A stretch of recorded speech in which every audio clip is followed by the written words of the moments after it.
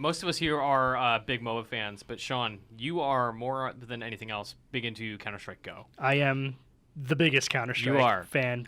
We played some here with in the you office, yeah. last night, and it was abysmal.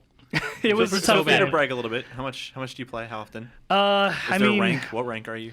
So I'm DMG in the ladder, which is Distinguished Master Guardian. It's commonly known as Badge. It's decent. There's definitely players better than me on the ladder. I don't ladder all that much. I played professionally 1.6, but that was when I was in high school and had time. Now who has the time You have anymore? money to make now. Yeah, I have work to do. As much We as all I got hate it, sad. and I would rather everyone watch was like sad, Counter-Strike. Faraway look in your I eyes. felt Like- the room just get sad.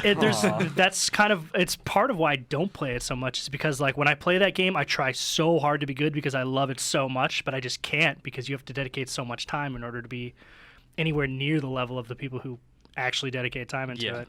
So, yeah, we brought this up because this last weekend was DreamHack, Yeah. which I watched a ton of. I was getting so many texts from James about like amazing games you gotta watch at Thanksgiving. I'm like, I'm cooking dinner, I can't. Yeah, it was unfortunate that it had to fall on like a Thanksgiving weekend because I couldn't watch as much as I wanted to either, but you wouldn't have known it based on the viewership numbers, especially it for did really well. Yeah, it did really, really well, and I actually was one of these people who thought that, particularly for CSGO, you were going to see the numbers impacted because of all this sort of bad PR leading up into the tournament, which I guess we can talk about.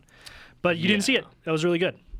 So I did not get to see any of this, but the big thing that came out of DreamHack was the Fnatic drama. Did anybody else catch this? It was like Yes. multiple instances, like leading into and Yeah, so it Give us a bit of a Ordering. recap. Like, what Yeah. happened at DreamHack? What was the giant Counter-Strike Go controversy, and how does it affect the sport? So what you need to know is at DreamHack, originally LDLC played in the semifinals, I believe it was, played against Fnatic, and Fnatic played or used a tactic that was by the rules considered not fair and should have been disqualified. What they did was pixel walking on the top level of Overpass, which basically gives who the pixel walker is a huge field of view of the whole map. You can see down into bomb site B, which is supposed to be totally obscured from anyone who's in A, which is above it.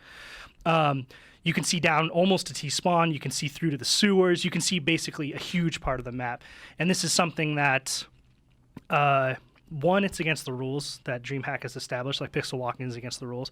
Two, it's a little bit more controversial because it's not as if they figured this out during the match. Like Yeah, they this knew, wasn't an accident. They had this in their back pocket. Yeah, they had practiced this strat for weeks, maybe even months leading up to this, knowing that it could come into competitive play. Well, and had apparently also let somebody at DreamHack know that they knew, but asked Yeah. them not to tell anybody, which is extra gross. There's a lot of like gray area there where Fnatic may have been like utilizing this exploit in their advantage or to their advantage, Yeah. having, basically sitting on this knowledge, saying like, we're not going to let anyone else know about it until we use it, and we're going to use it to help us win money. So for some quick clarification, I saw a picture of this on Twitter, and it's basically they're just like standing on like geometry that Thin isn't air. there. Yeah. Yeah. So Yeah. they- It's they're, like a higher up in the pixel air. in the game Yeah. that it shouldn't be there, but it is. It's basically adding another ledge so you can peek over the top of Yeah. a wall. Exactly. That you shouldn't be able to do. Yeah, so there is no actual geometry there that is supposed to allow you to get a field of view that high up in the air. And pixel walking, and the reason it's called that is because it's literally a line of pixels that you wouldn't have known is otherwise there other than And this is just an accidentally error finding in, like, it. level Yeah, and if design you go Yeah. that if they- you go okay. into source, like you can find like, oh, this is just pixels. It's Yeah, not definitely it's not not meant a to weird be there. geometry bug. It is just not supposed to be there. Yeah, now, granted, this type of stuff does have like a long history in Counter-Strike. Like in previous games, you could throw a grenade through a corner to walls as long as there was just one pixel there. So it's part of the game. There's a lot of argument to be made for that, but that doesn't change the fact that by the rules that DreamHack has Sure, established for yeah. competitive play, it is wrong. And so immediately they should have been disqualified, and instead what happened was the match was replayed. Well, no, it wasn't. No, it was supposed to It be. was supposed to be. You're right. Yeah, You're it was supposed to actually be. And right, then yeah. they came back and they were like, oh, no, Fnatic forfeited because they were. That's what it was. Like the match was rescheduled. And the next tweet I saw, I actually didn't get to see the replay after it was scheduled. But yeah, it was a default, a forfeit. Yeah. Yeah, so what happened was it went two maps, and then the map went, it was 12-3 in favor of LDC, and then Fnatic came back for those 13 rounds, or however many rounds. It was they I needed. think it was like 12 rounds. Yeah, and was they a needed to lot. win, and so they were going to replay from the 12-3, but then Fnatic just came back and was like, yeah, we'll forfeit. So And were probably other of you rightfully so. watching this happen? Yeah. James, So I didn't see what that did the match. casters say when they saw the videos? I mean, they were in shock. Like, a lot of them were just like, because it was round after round after round, and LDLC couldn't figure out where they were shooting them from, because, like, this is... They were firing it? I thought it was just like, Nope. from what it sounded like, it was just like observation, like intel. So No, they were no, shooting no, at no. them? I mean, the knowledge of where they're going is one huge. But then being able to... someone had an auto sniper and was just like, I'm just going to sit up here and pick you off as you come around the score. That's like, terrible. Yeah, so it was just... I mean, there was a post-interview where the guy interviewer was just like, I can't say anything. It was with the Fnatic players. Like, I can't say anything to you because I'm just angry. Yeah. He was just I'm speechless. Like, It was rough. Well, Counter-Strike is having this problem more and more. Like, we are seeing a lot of aimbotting. We're seeing a lot of hacking. Right, and this is kind of I where say it a ties lot, in. but it's like more recently we're seeing more of it, and it's really distracting from the sport. Like, it is kind of ruining Counter-Strike Go for me because it's something I find deeply interesting, Yeah. but it's just like profoundly upsetting that these players keep cheating. And that's kind of where it's all tied together. Is there was more controversy surrounding Fnatic leading up to DreamHack before this exploit was used in competitive play, and that has to do with Flusha and Olafmeister, who are two of their key players who are under eSports heavy. handles really Good got old to go. Flusha and Olafmeister. Yeah. Esports handles are really got to go. Yeah. It's so dumb. The Europeans, man, they're very creative in that way. But these are two players who are very high profile. Their team just won a big tournament in the last 6 months. I forget which one, sorry. But they are under great suspicion, let's put it that way, of being hackers. There's a lot of condemning footage out there that shows them perhaps maybe not the most legit players. And two professional players have already been VAC banned. And the statement they released after that, this is KQLY and SF. These are in the weeks leading up to DreamHack.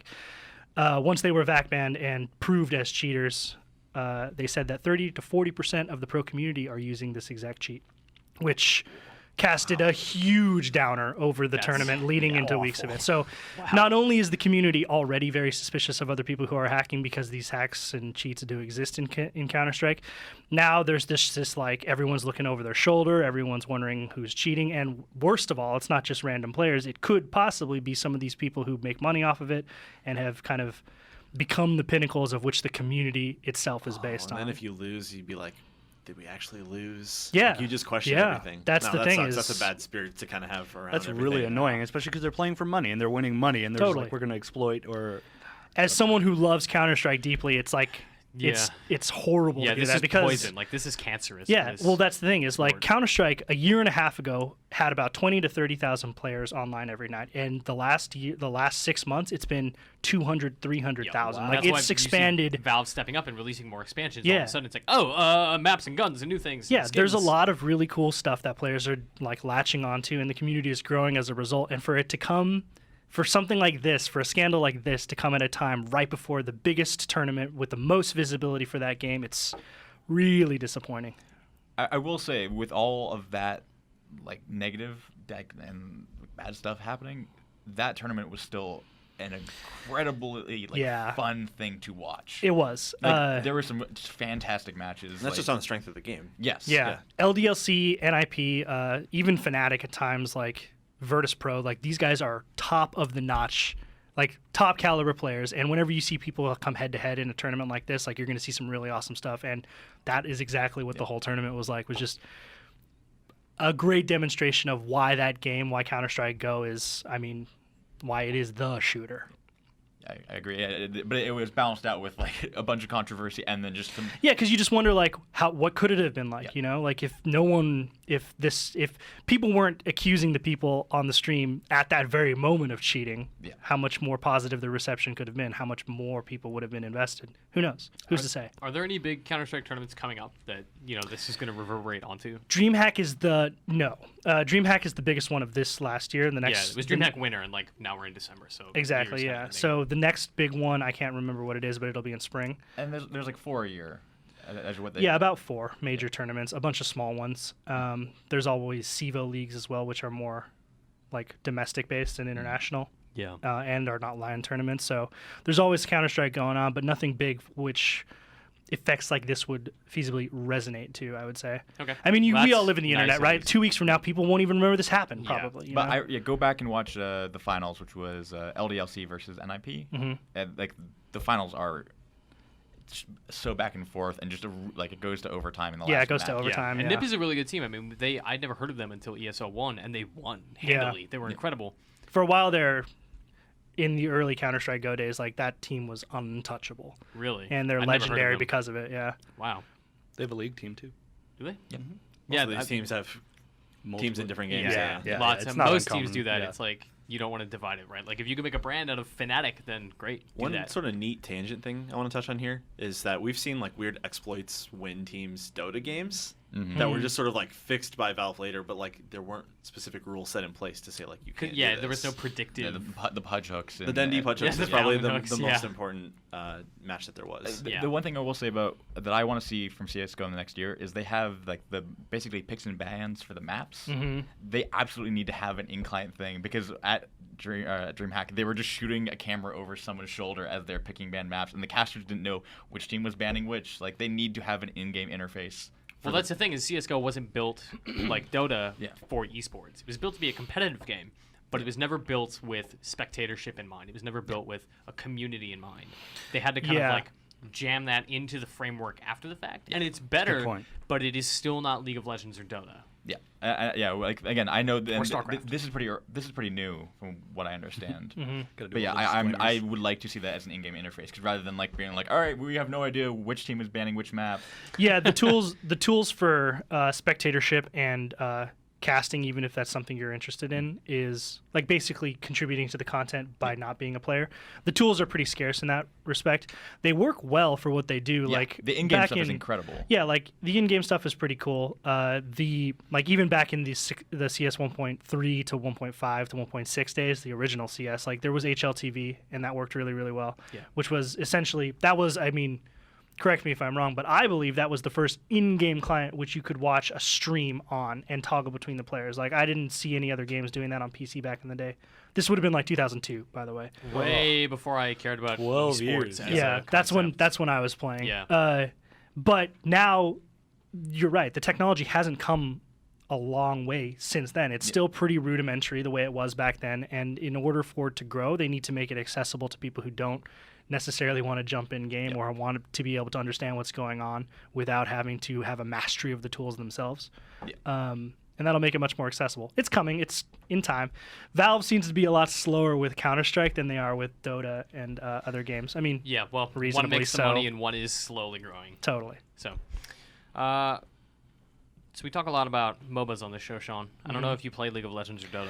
I played a lot of Dota for a while, and now I don't play it anymore because I hate it. On there. Yeah, you're always playing Counter-Strike. I hate it now. I can't deal with it because all of my friends, like, they 5-stack roll all the time, and so they're all really, really good, and I just feel like such a burden whenever I kind of play like with when them. James and I rolled with you and yours playing Counter-Strike. Yeah, that was rough. Just- It was a little rough. James and I were like equal-weighted anchors on the back of this sinking ship. And to be fair, we were at a disadvantage because this is like one of your first times in a long time playing yeah. Counter-Strike. And I'd never played competitive. Yeah, and it was like we didn't have voice chat, so it was just like you and I were talking to each other, but we couldn't communicate with you and your guys. Yeah, that's a weird issue that I'd never seen before. But I mean, that's that was weird. in time. And you guys got dragged up to our skill bracket, but that's how I feel with Dota. Is like, I understand on a base level what happens enough to enjoy watching it. Like, I can understand why stuff's cool or why Yeah. people get hyped.